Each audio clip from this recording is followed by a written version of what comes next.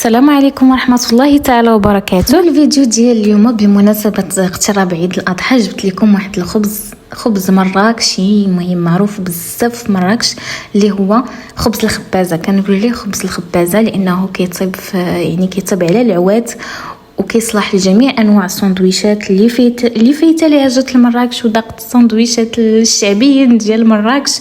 راه غادي تعرف هذا الخبز هذا المهم راهو كيمتاز بواحد الملمس اللي كيكون رطب رطب رطب رطب وكيكون خفيف ومجعب من الداخل كما كتشوفوا كيكون خفيف بحال الريشه.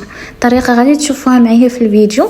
جربوه في هذا العيد غادي ينفعكم في المأكولات ديالكم في الغديوات حتى في السندويشات. انا هنا استعملت الطحال، بغيت ندير طحال مراكشي داكشي علاش ضروري كان خاصني نصاوب هذا الخبز هذا باش يجيني ساندويتش ديال الطحال اللي كناكل في مراكش.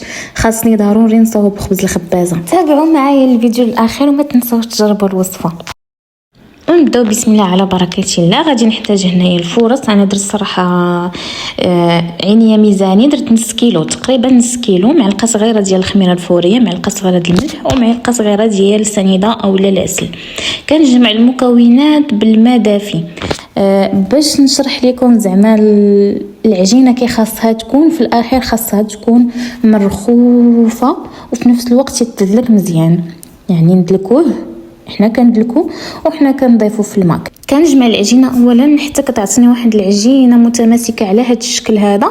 عاد من بعد باش يجينا خفيف غادي نبقى كندلك وانا كنزيد في الماء حتى كترخف ليا العجينه. تقدروا ديروا من الاول العجينه تكون مرخوفه وما تدلكوش، تستغناو على الدلك، لكنه من الاحسن انكم تدلكوه باش حتى الا بات ما يبقاش كيتفرتت. من الاحسن انكم تدلكوه وتبقاو تزيدوا الماء حتى ترخف لكم العجينه. هو صراحه راه ما جاي في خبز صحي زعما اللي ماشي شي خبز صحي لانه فيه غير الفورس، ما كيكون فيه لا فين ولا حتى شي حاجه، كيكون الفورس فقط، ولكن راه كيجي رائع بزاف. خصوصا الا قدرتوا انكم طيبوه في الفران ديال الزنقه. راه ما نعاودش لكم كيجي الفران ديال العواد. انا صراحه طيبته غير في فران الدار لكن النتيجه جات رائعه. كنطيبو دائما اغلبيه انا في الشهيوات البلديين الشعبيين كندير هاد الخبيزات هادو كيجيو رائعين. غير كنطيبهم في الفران ديال الضو فقط، ما عنديش فران ديال العواد. هنا كنبقى كنزيد الماء في العجينه حتى كتعطيني واحد العجينه اللي كتكون مرخوفه، راه كتبقى كتلصق في اليد، كتعذبكم واحد شويه. حاولوا غير هكا تتعاملوا معها بلطف حتى تعطيكم هذا القوام هذا. تكون عجينه بحال ديال التشفنج، خاصو يكون بحال عجينه ديال التشفنج هكا كتلصق في اليد صافي. هنايا وكتكون العجينه الملمس ديالها بدا كيرطب. كندهن يديا بالزيت باش ما تلصقش ليا، وكندير العجينه في الزلافه ولا في القصريه اللي فاش عجنتها، وكندهنها بواحد الزويته من الفوق، كنغطيها وكنخليها تخمر المره الاولى. المهم هاد الخطوه هذه كتخلي العجينه تجينا مجعبه وفيها دوك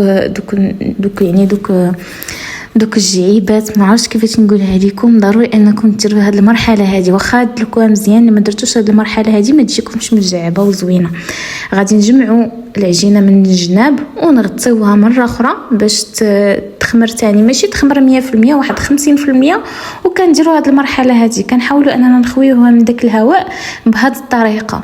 من بعد صافي غادي ندهنها بواحد شويه ديال الزيت مره اخرى وغادي نغطيها ونخليها تختمر حتى تضاعف الحجم ديالها وطلع ليا مزيان. هذيك الزيت باش ما تلصقش ليا في السلوفان ملي نغطيها، واخا هي راه تلصق مع العجينه مرخوفه ضروري ما كتلصق واحد شويه، لكن كتكون سهله باش نحيدوا عليها البلاستيك الا دهناها بالزيت. هنا بعد ما خمرات تضاعف الحجم ديالها راه كتخرج ليا واحد الفقاعات، وهاد الشيء باش كنعرفوا راه العجينه ناجحه 100%. صافي هنايا دهنت السطح العمل بزويته. تقدروا ديروا الدقيق لكن كننصحكم تستعملوا الزيت، واخا كتبقى كتلصق العجينه، ولكن باش تعطيكم نتيجه زوينه خاصكم صراحه تستعملوا الزيت، لانه الدقيق كيخسر لنا المنظر ديال الخبز كيبقى هكاك لاصق فيه. فانا صراحه كنفضل الزيت، كتعطي حتى واحد تحميره زوينه لداك الخبز، واحد اللون زوين. وغير باش تعاوني باش ما تلصقش العجينه، لا الدقيق ولا الزيت، غير باش ما تلصقش لنا العجينه وتعذبنا. صافي هنا كندير بحال كنقسم المسمن. هذه هي اسهل طريقه باش تشكلوا هذوك الكويرات. دهنوا يديكم بالزيت، تهزوا واحد الكميه من العجينه. انا ما قسمتهاش صراحه بالعبار، درت غير قسمت غير عشوائيا.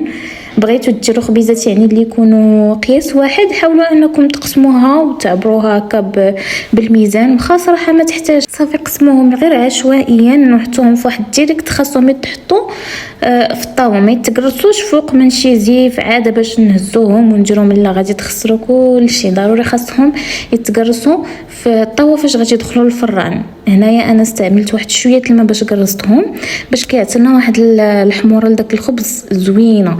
كنقرصوهم ما يكونوش رقاق وفي نفس الوقت ما نخليهمش غلاظ بزاف.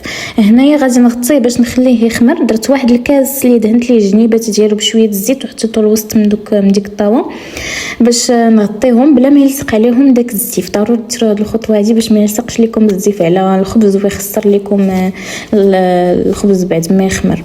هنايا ملي خمر المره الثانيه، خمر مزيان، دخلته للفران على درجه مرتفعه وخليته حتى تحمر. شوفوا معايا كيتيجي محمر من التحت من الفوق من الجنيبات من كل شيء بديك الزويته اللي كنقسموه بها. وملي كنقرصوا بطبيعه الحال في الاخر بالماء حتى هو كيعطي واحد الحموريه زوينه. هذا الخبز هذا ما كيخصوش يجي مقرمل ولا يجي عنده ديك القشره قاصحه. داكشي علاش كيخرج من الفران خاصكم ديروه في واحد الزيف وتخليوه يرجع ليه داك الصهد ديالو باش كيولي رطب. ما كتجيش ديك القشره الفوقانيه قاصحه، لا خاصو يكون رطب. هذا هو السر ديالو. بالنسبه للطياب انا عندي فران الصراحه كنشعل عليه من التحت ومن الفوق حتى كيطيب، ولا بان ليا من التحت مازال ما تحمرش مزيان كنقلبو وكنخليه حتى كيتحمر. شوفوا انا هنا قسمت لكم واحد الخبيزه بعد ما برد، كيجي مجاعب خفيف من الداخل، كيجي بحال الشهده، وراه كيجي كيف ما قلت لكم من الفوق تبان في الساندويشات كيجي رائع. انا هنا استعملته للطيحان، غادي نشارك معكم الوصفه ديال الطيحان بحال الطيحان اللي كتمشيو كتاكلوا في جامع الفنا ولا في المطاعم الشعبيه في مراكش. المهم الطيحان هذا الساندويش ديال الطيحان معروف بزاف في مراكش، غادي نشاركو معكم في الفيديو الجاي ان شاء الله. كيجي حسن من داك اللي كتاكلوا في المطاعم. المهم بلا ما نشيكم نخليه حتى الفيديو الجاي باش نشاركو معكم. نتمنى ان هاد الخبيزات ينالوا الاعجاب ديالكم. ما تنساوش انكم تجربوهم. سمحوا لي الا كنضرب في الهضره، ما كنبغيش نطول عليكم صراحه، ما كنحملش انني نطول الفيديوهات، لكن في الاخير ما كنمشي حتى كنطولهم. نتمنى انه نكون شرحت لكم مزيان واخا راه وصفه سهله. وصلنا لاخر الفيديو، نتمنى انه يكون نال الاعجاب ديالكم ونتلاقاو فيديو جديد ان شاء الله.